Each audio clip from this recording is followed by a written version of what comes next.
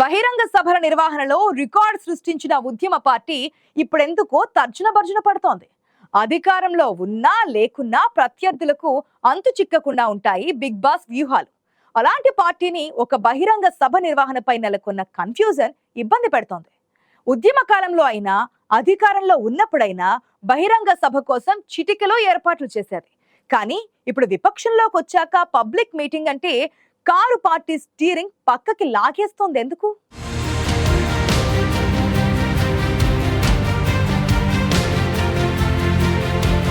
BRS party ఆవిర్భావం జరిగి April 27కి 25 ఏళ్లు పూర్తవుతోంది. ఈ సందర్భంగా సిల్వర్ జూబ్లీ వేడుకలను ఘనంగా నిర్వహించాలని పార్టీ విస్తృత స్థాయి సమావేశంలో డిసైడ్ చేశారు గులాబీ బాస్. కారు పార్టీకి కలిసొచ్చిన అనేక సభలు నిర్వహించిన వరంగల్ను వేదికగా చేయాలన్నారు. వరంగల్లో భారీ బహిరంగ సభ నిర్వహణ ఏర్పాట్లలో నేతలు తలమునకలయ్యారు. వరంగల్ నగర పరిధిలో వివిధ చోట్ల సభ కోసం స్థల పరిశీలన చేయడం, అనుమతి కోసం దరఖాస్తు చేయడం కూడా జరిగిపోయాయి. కానీ ఇప్పుడు వరంగల్లో సభ నిర్వహించే విషయంపై గందరగోళంలో పడింది గులాబీ పార్టీ.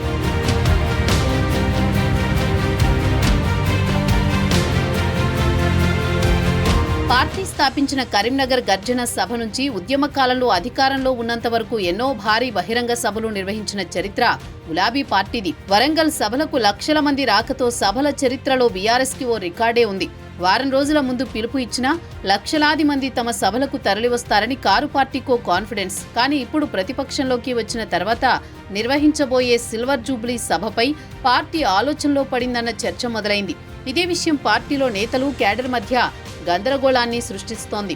సెంటిమెంట్ గా భావించే వరంగల్లో ఉద్యమ కాలం నుంచి 10 ఏళ్ల పాటు అధికారంలో ఉన్నప్పుడు కూడా ఎన్నో సభలు నిర్వహించారు. అదే తరహాలో ఇప్పుడు కూడా లక్షల మందితో ఓ భారీ సభ నిర్వహించాలనుకుంటున్నా వేదికను హైదరాబాద్ పరిసర ప్రాంతాలకు మారుస్తారనే చర్చ మొదలైంది.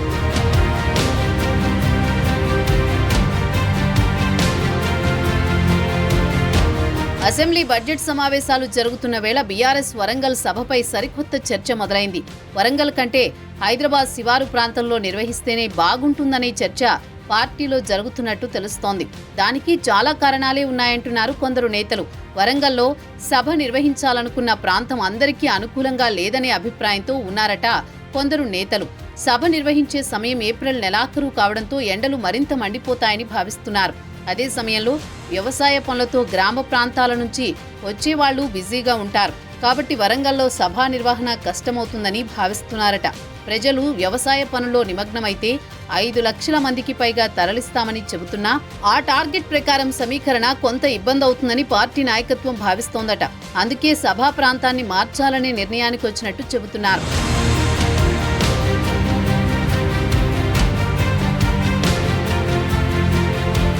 బీఆర్ఎస్ కి పట్టున గ్రేటర్ హైదరాబాద్ పరిధిలో సిల్వర్ జూబ్లీ బహిరంగ సభ నిర్వహించాలని ఆలోచనతో ఉందట పార్టీ నాయకత్వం. గ్రేటర్లో కాంగ్రెస్ కంటే ఎక్కువ మంది బీఆర్ఎస్ లో ఎమ్మెల్యేలున్నారు. జీహెచ్ఎంసీతో పాటు శివారు ప్రాంతాల్లో కూడా కారు పార్టీకి గట్టి క్యాడర్ ఉంది. దీంతో జనాలను తరలించడం కూడా సులువవుతుందని పార్టీ అధిష్టానం భావిస్తున్నట్టు తెలుస్తోంది.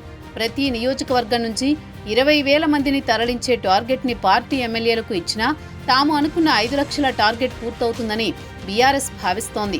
అందుకే వరంగల్ కంటే మేడ్చల్ నియోజకవర్గ పరిధిలోని ఘట్కేసర్లో సభ నిర్వహించాలని దానిపై ఆలోచన చేస్తున్నట్లు పార్టీలో చర్చ జరుగుతోంది. మొత్తానికి మొదటి నుంచి బీఆర్ఎస్ కి వరంగల్ సెంటిమెంట్ జిల్లా. ఉద్యమ కాలం నుంచి ఇప్పటిదాకా ఎన్నో సభలు నిర్వహించి సక్సెస్ చేసి పార్టీ క్యాడర్లో జోష్ నింపారు. అయితే ఇదే వరంగల్లో పోయినేడాది ప్లీనరీ నిర్వహిస్తామని, భారీ బహిరంగ సభ నిర్వహిస్తామని లీకులిచ్చినా అది జరగలేదు. ఇప్పుడు కూడా 25 సంవత్సరాల రజతోత్సవ వేళ వరంగల్లో సభ నిర్వహిస్తారా లేదా అనే కన్ఫ్యూజన్లోనే ఉన్నాయి పార్టీ శ్రేణులు. ఈ మధ్య కాలంలో కామారెడ్డిలో బీసీ గర్జన నిర్వహిస్తామని, అంతకుముందు గజ్వేల్లో బహిరంగ సభ, ఘన్పూర్లో సభ అనుకున్నా ఏదీ జరగలేదు. రజతోత్సవ వేళ ఈ సభను మాత్రం ఖచ్చితంగా నిర్వహించాలన్న నిర్ణయానికొచ్చారు.